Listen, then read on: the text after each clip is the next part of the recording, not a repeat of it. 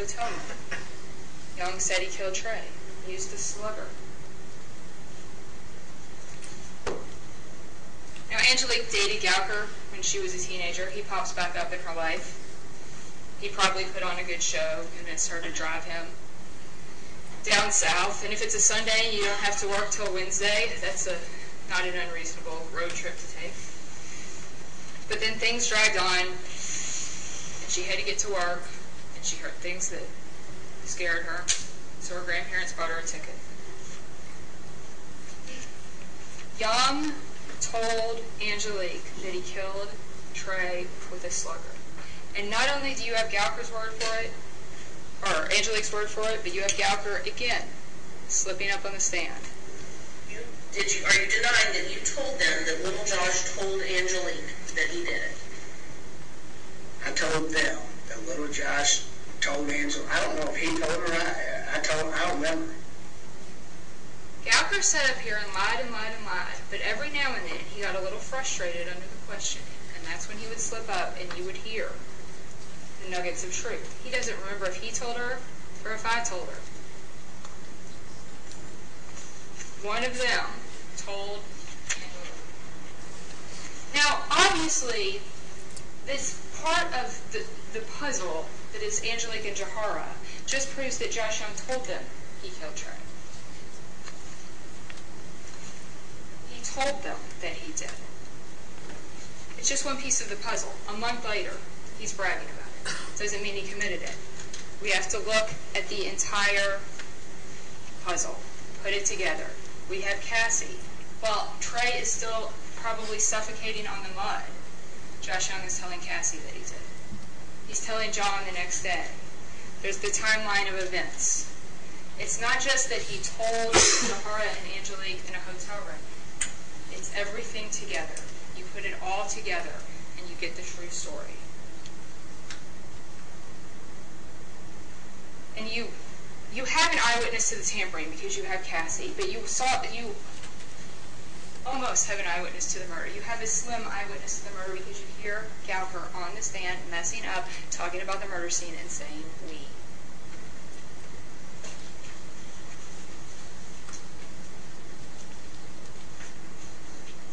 I want to briefly touch on the medical testimony.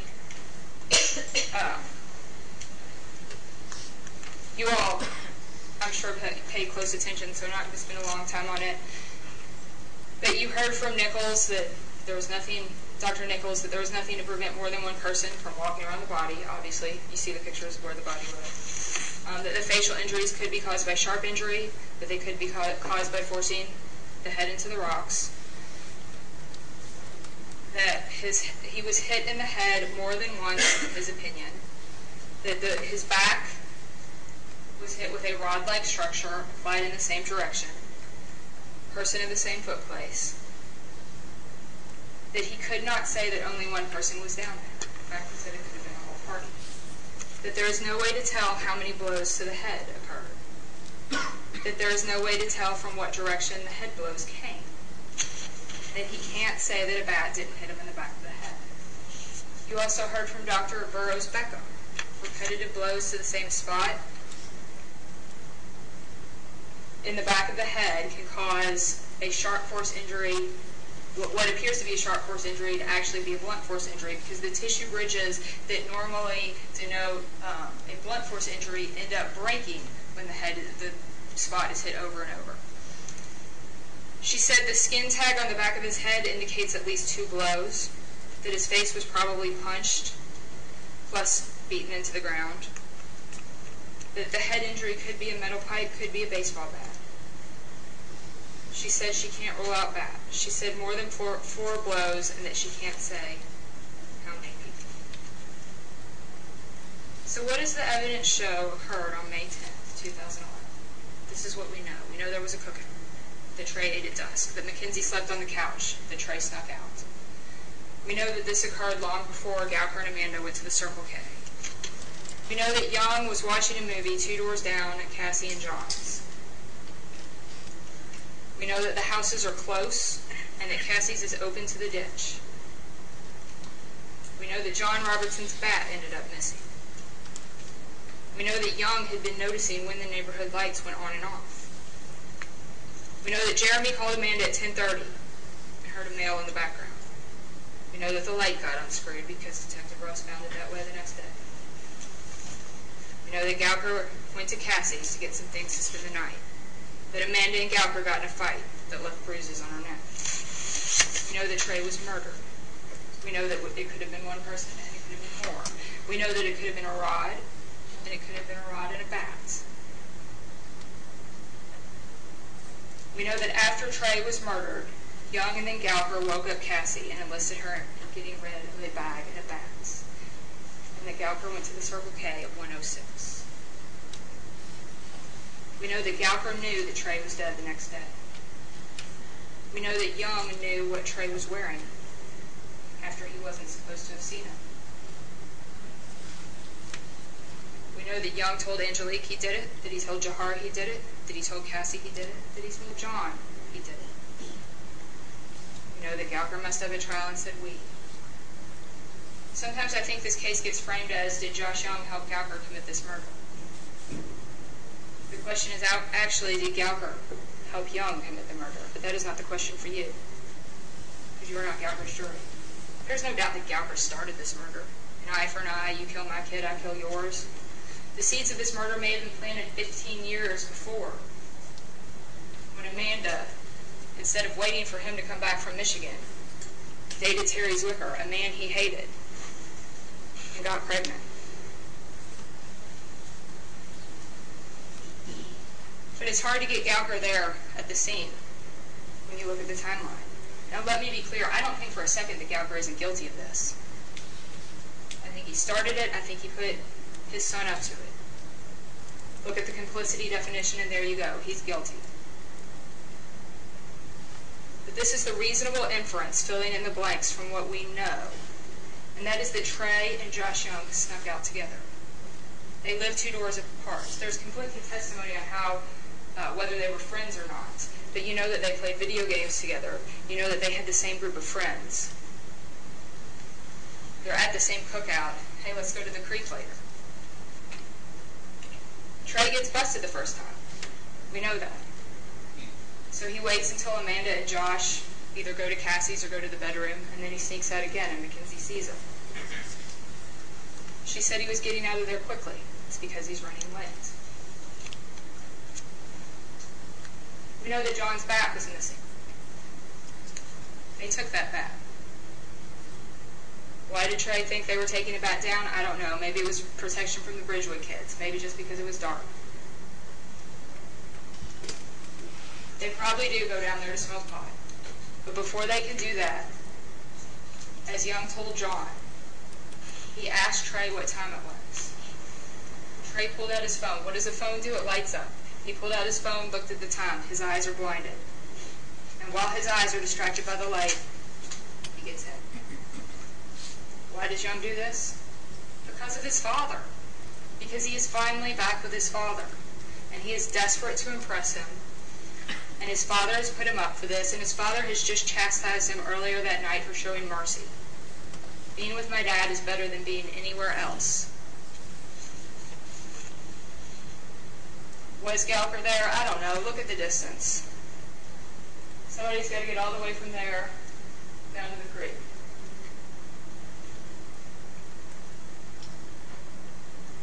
Could he do that without Amanda noticing? I don't know. Maybe he did. Maybe that's why she was marching down to Cassie's angry. But this isn't his trial. That's not something we have to prove. The medical examiner said it could have been one person, could have been more. Now, we do know that he was back and forth to Cassie's, and that Cassie and John went to bed fairly early after the cookout. So it's a fair inference that he was going to Cassie's that late to talk to his son. We know that in the middle of the night, 1:06, Gowker goes to Circle K. Why does he feel the need to put himself on camera?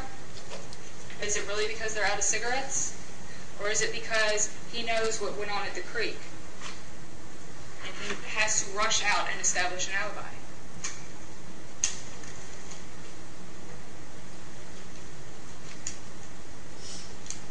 This is not Gowker's trial, and I don't have to prove if Gowker was down at the creek. It's an interesting question. We know that Young and Gallagher woke up Cassie together, so we know he was involved to some extent, that they were both doing this together. You may remember that in his trial, when he was discussing getting custody of Josh Young, when he was discussing how he had plotted murdering someone while he was in prison, he said he couldn't do it right away because he had to jump through the CPS hoops. What did he mean by that? He could have killed Amanda or one of her children anytime he wanted. What would the CPS process give him that would assist him in this murder? Josh Young. Now, I'm not unaware of the challenges you face. It's a big challenge. He is a juvenile. You may be wondering if a child that young could swing a bat with enough force to kill someone. I remind you that younger boys than that can hit home runs. I also remind you that he was not sitting calmly in a courtroom wearing a sweater vest on May 10th. You may be wondering if he should be held accountable for something that his father convinced him to do. And as we have shown, he was doing this to impress his father. And I remind you, as we said in voir dire, a court has already determined that this is the appropriate place for this case to be heard. And it is not bench on that. Come on.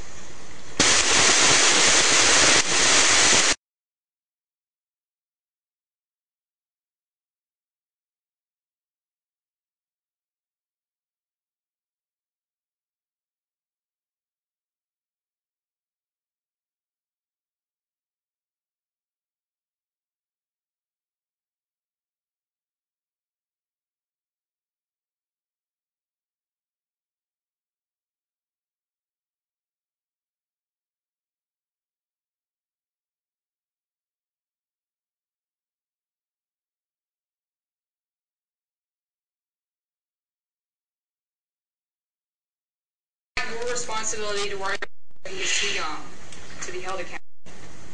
The law decided that. Your responsibility is to determine whether we met the elements. That is the only question for you. You may be wondering if he was unduly pressured into this by his father. After all, he was young. He was in his father's care. But we as a society value life so much that you cannot kill someone and then say someone else made you do it and then get away with it. He had the free will to say no. No, Dad, I'm not going to do that. And afterwards, he could have said, Cassie, oh my God, you've got to take this to the police right away. But he didn't. He talked to police repeatedly without his father present, even after his dad was in custody in Alabama.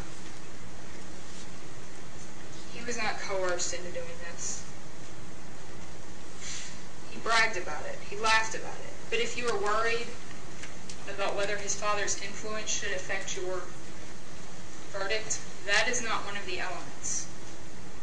You cannot look over at him and feel sorry for him because he looks young and then say not guilty for that reason. You cannot look over there and feel sorry because he had a bad dad and then say not guilty for that reason. You cannot say, I think he did it, but because he had a bad life, because he had a bad dad and was desperate to impress him, I'm going to subconsciously add reasonable doubt. You cannot let sympathy add reasonable doubt. You look at the facts, you apply them to the elements. The only question for you is whether we have met these elements beyond a reasonable doubt. I told you in voir dire I can't answer all the questions you have about this case. When people murder someone off camera, as they usually do, there will always be questions. But that doesn't mean that the murder wasn't committed. I asked you if I prove all the elements, even if you have questions about X or about 100 X's. What is your verdict if I prove all the elements? And you said guilty. If you know he has committed this murder, it is because we have proven it to you. You came in here knowing nothing about this case.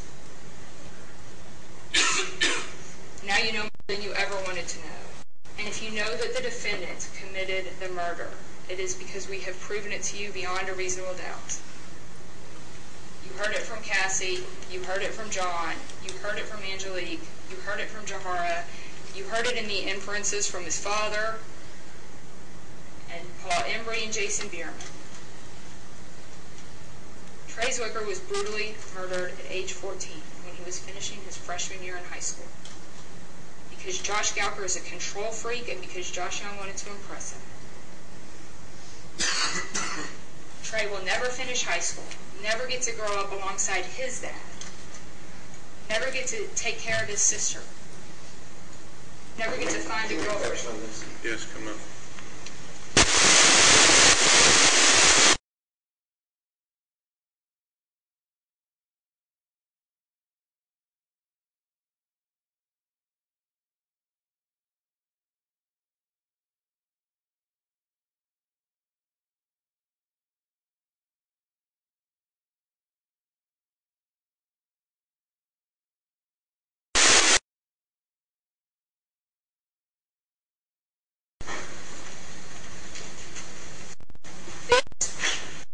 Utterly senseless and heartbreaking. One of the participants is being held accountable for it now, for the rest of his life. Now it's the defendant's turn.